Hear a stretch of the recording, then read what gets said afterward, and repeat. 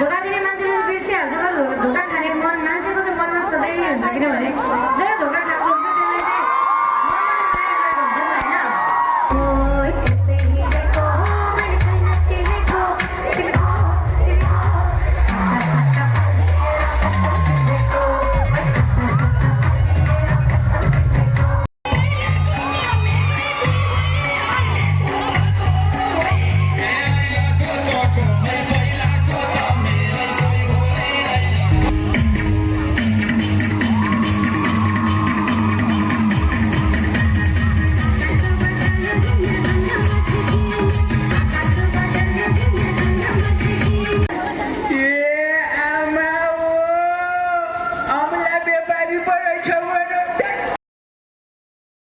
So guys welcome to back my channel. आज चाहिँ हामी जाँदैछौँ महोत्सव हेर्न र महोत्सवमा एकदमै रमाइलो गर्नुपर्छ। एकदमै आज चाहिँ फुलबारी महोत्सव 2081 मा हामी जाँदैछौँ। हिजो अस्ति नै आथे महोत्सव जाने भनेर धनगढीबाट। सो हामी महोत्सव जाँदैछौँ। भिडियोलाई अन्तिमसम्म हेर्नु होला। लेट्स गाइज हामी चाहिँ गइसक्यौँ है। अब घरबाट देख्न सकिन्छ भाइ बहिनी फुपू अनि अर्को भाइ जाँदैछौँ। हेलो अरे कहना क्या चाहते हो? तँलाई बोल्न आउन के हो यार। फाइनली म चाहिँ गेटको नजिक पुगिसकेको छु। देख्न सक्नुहुन्छ यहाँ चाहिँ गेट चाहिँ 5औं फुलबारी महोत्सव 2081 लेखेर ब्यानर बनाएको। ठिक छ। गेट चाहिँ पहिले चाहिँ मैले चाहिँ उतातिरबाट होला सोचेको तर गेट चाहिँ यहाँ रहेछ। सो के छैन, अब यहीँबाट जानु।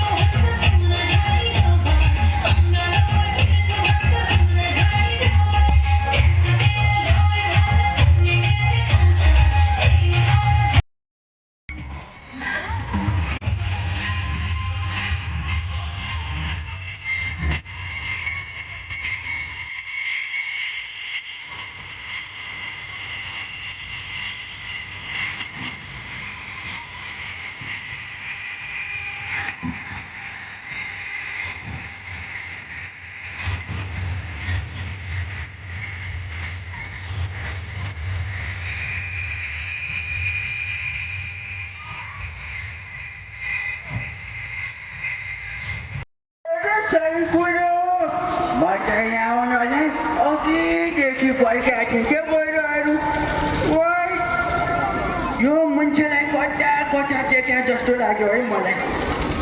कता चाहिँ देखेँ क्या गयो, कन्फ्युजै भयो है म लास्टै। ए आमा हो, अमला व्यापारी पो रहेछ म त नसिन्दिरा भने।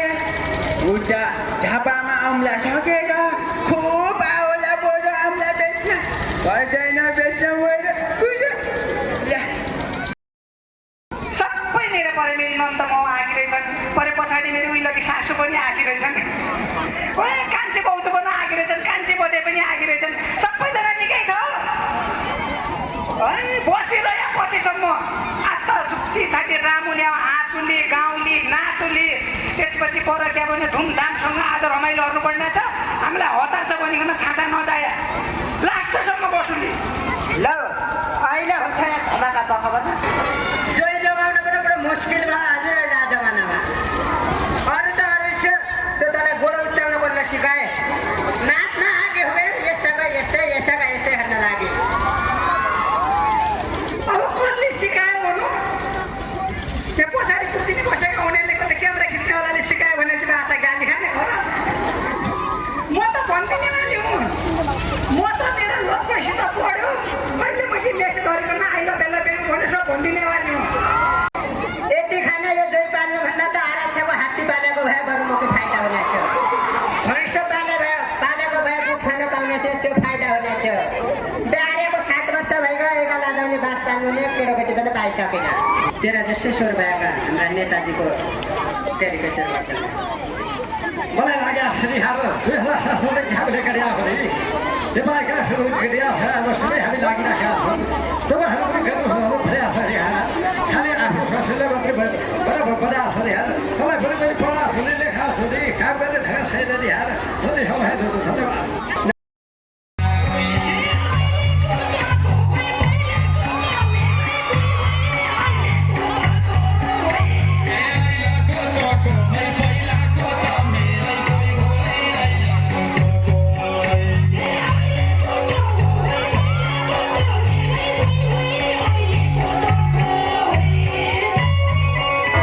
नमस्ते सबैजनालाई सन्चै हुनुहुन्छ तपाईँहरू ठिक छ दाइ तपाईँको हालखबर नयाँ धेरैचोटि भेटिरहेको छु नि त मैले त्यही भएर दाइलाई देख्ने बित्तिकै चिनिहालेँ